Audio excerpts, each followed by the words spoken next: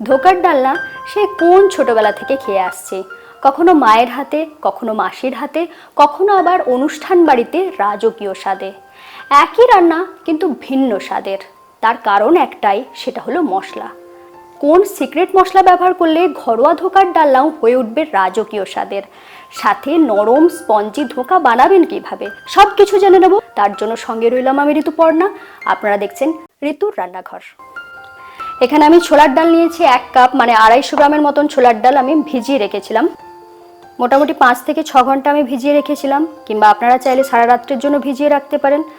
ভেজানোর পরে দেখে নিতে হবে ডালটা ভালো করে ভিজেছে কিনা।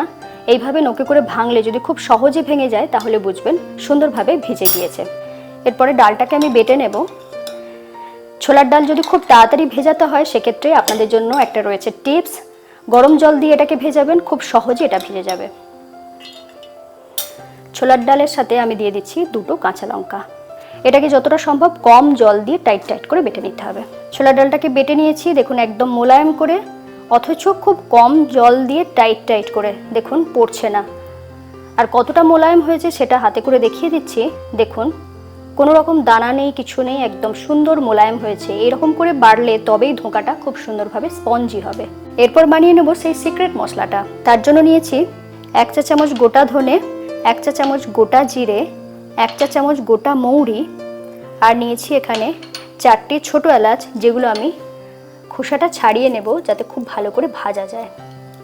আর এখানে নিয়েছি সামান্য একটু দারচিনি আর একটা বড় এলাচ। বড় এলাচটার ক্ষেত্রেও আমি এটাকে খোসাটা ছাড়িয়ে নেব। দেখুন এর ভিতরে রয়েছে ছোট এলাচের মতনই দানা। একে একে সমস্ত মশলাগুলো দিয়ে দিচ্ছি। এটাকে হালকা একটু রোস্ট করে নিতে হবে। 1 থেকে 1.5 মিনিট এটাকে রোস্ট করলেই হয়ে যাবে। এরপর এর সাথে দিয়ে দেব 1/2 চা চামচের মতন নুন। নুনটা দেওয়ার এটাই কারণ, এটাকে খুব সহজে বাটা যাবে।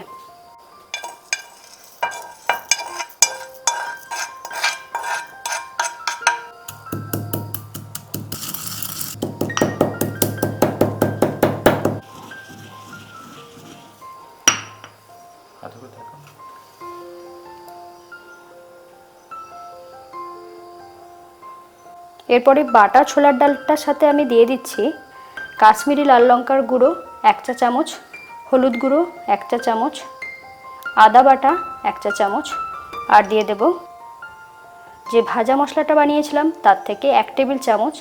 এতে গন্ধটা খুব সুন্দর আসবে। এরপর দিয়ে দিচ্ছি স্বাদ মতো নুন। আমি এখানে 1 চা চামচ নুন দিয়েছি।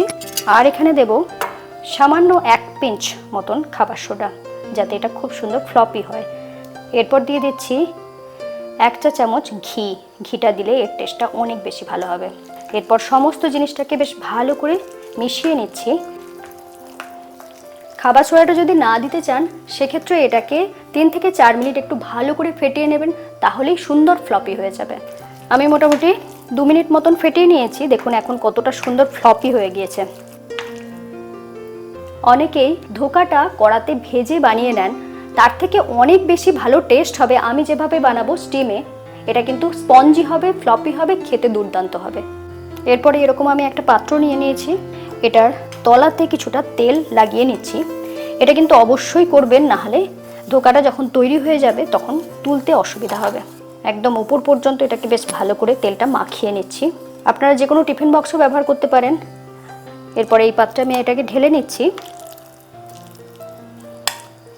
আপনাদের মনে হতে পারে যে এটা স্টিমে সিদ্ধ করলে বুঝি অনেকটা টাইম লাগবে, কিন্তু স্টিমে আমি দেখাবো একদম চটজলদি প্রেসার কুকারে কিভাবে ধোকাটা খুব সহজে কম সময়ে বানিয়ে নিতে পারেন। তার জন্য এই পাত্রে এইভাবে মিশ্রণটাকে দিয়ে দিলাম। উপরটা একটু সমান করে নেবেন যাতে ধোকাটা দেখতে ভালো লাগে। এখানে আমি নিয়েছি একটা প্রেসার কুকার।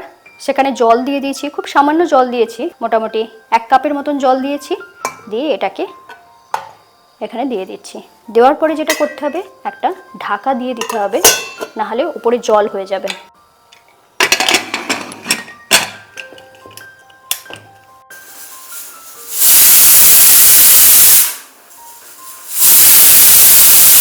প্রেসার কুকারটা ঠান্ডা হতে থাক, এরই মধ্যে একটা মশলা বানিয়ে নেব। এখানে আমি একটা মিডিয়াম সাইজের টমেটোকে বেটে নিয়েছি। তার সাথে দিয়ে দিচ্ছি 1 টেবিল চামচ জিরে গুঁড়ো, আর দিয়ে দিচ্ছি 1 টেবিল চামচ ধনে গুঁড়ো।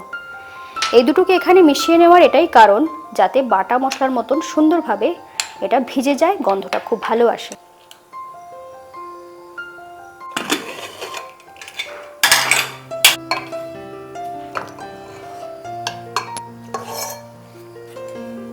ধোকা তৈরি হয়ে গিয়েছে, এরপর শুধু ঠান্ডা করে নেওয়ার পালা। আমি প্রথমে দেখিয়ে দিচ্ছি, টুথপিক ফুটিয়ে দেখে নিতে পারেন যে ভিতরে কাঁচা আছে কিনা। যদি কাঁচা থাকে তাহলে গায়ে লাগবে, দেখুন গায়ে কিন্তু কিচ্ছু লাগছে না, তার মানে সুন্দরভাবে ধোকাটা তৈরি হয়ে গিয়েছে। প্রেসার কুকারে আমি মিডিয়াম ফ্লেমে এটাকে 10 মিনিটের মতন রান্না করেছি, আর হুইসেল দিলে 4 থেকে 5টা হুইসেল দিতে হবে, তাহলেই এটা তৈরি হয়ে যাবে। ঠান্ডা হয়ে যাওয়ার পরে এটাকে আমি সাইডটা এইভাবে ছাড়িয়ে নেওয়ার পরে চাকু দিয়ে এইভাবে এরকম তুলে নিলেই কিন্তু সঙ্গে সঙ্গে উঠে আসবে। এরপরে আমি থালার উপর করে দিচ্ছি, দেখুন কত সুন্দরভাবে ধোকাটা তৈরি হয়েছে। এরপরে পিস পিস করে কেটে নেব, যেমন চান সেইভাবে কেটে নিতে পারেন, চৌকো কিংবা ডায়মন্ড শেপের।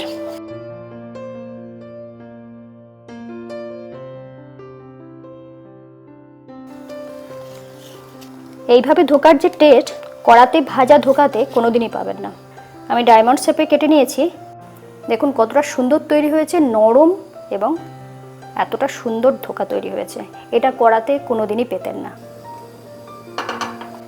যেহেতু ধোকাটা ভাজবো সেজন্য তেলটা একটু বেশিই দিচ্ছি, 1-4 কাপ মতন তেল দিয়েছি। এটা আমি সর্ষের তেলেই রান্না করব। তেল বেশ ভালো করে গরম হয়ে গিয়েছে, সেই সময় ধোকাগুলো একে একে ভেজে নেব।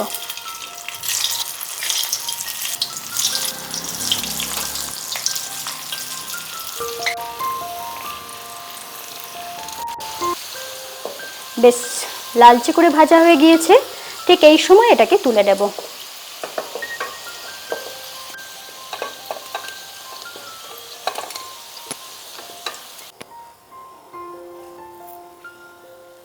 ওই তেলেতেই আমি ফোড়নে দিয়ে দিচ্ছি 2টো শুকনো লঙ্কা, 1টা তেজপাতা, আর দিয়ে দিচ্ছি সামান্য একটু হিং। সাথে সাথেই আমি দিয়ে দিচ্ছি স্বাদ মতো নুন, 1 চা চামচ নুন দিয়েছি। নুনটা আগে দিলাম কারণ আদা বাটা দেব, যাতে ছিটকায় না। আমি এখানে 1 টেবিল চামচ আদা বাটা দিয়েছিলাম, আর সাথে দিয়ে দিচ্ছি যে টমেটোর সাথে সমস্ত মশলা মিশিয়ে রেখেছিলাম সেই মিশ্রণটা। এটাকে বেশ ভালো করে কষিয়ে নিতে হবে, যাতে টমেটোর কাঁচা গন্ধটা একেবারে না থাকে। সাথে সাথে আমি দিয়ে দিচ্ছি কাশ্মীরি লাল লঙ্কার গুঁড়ো 1 টেবিল চামচ, আর দিয়ে দিচ্ছি হলুদ গুঁড়ো 1 চা চামচ। আবারও বেশ ভালো করে কষিয়ে নিলাম। আস্তে আস্তে দেখুন মশলাটা কিন্তু অনেকটাই তেল ছাড়া হয়ে যাচ্ছে। মশলা কষানো হয়ে গিয়েছে, তেল একদম উপরে উঠে এসেছে। এরপর দিয়ে দেবো ভাজা মশলা। এটা মোটামুটি আমি 1 টেবিল চামচের মতন ভাজা মশলাটা ব্যবহার করছি। এই মশলাটা দিলে ধোকার ডালনার টেস্টটা কিন্তু একদম যাকে বলে রাজকীয় স্বাদ হয়ে যাবে। এর সাথে সাথেই আমি দিয়ে দিচ্ছি কাজু বাটা। আমি মোটামুটি 10-12টা কাজু জলে একটু ভিজিয়ে রেখে সেটাকে বেটে নিয়েছিলাম, সেই কাজু বাটাটা এখানে দিচ্ছি। কাজু বাটা দিলে গ্যাসটাকে কিন্তু একটু লো ফ্লেমে রেখে দেবেন, যাতে কষাতে সুবিধা হয়, নাহলে তলায় অনেক সময় চিটে যেতে পারে।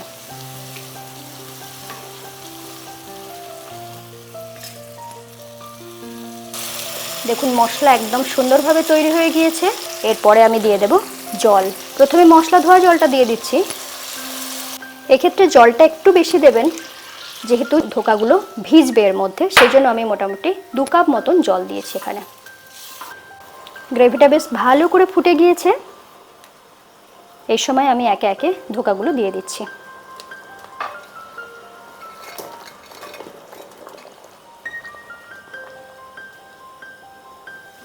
এরপর দিয়ে দিচ্ছি 1/2 চা চামচের মতন চিনি। চিনিটা সম্পূর্ণ অপশনাল। আর দিয়ে দিচ্ছি 3টে কাঁচা লঙ্কা, সাথে দিয়ে দিচ্ছি 1 চা চামচ ঘি।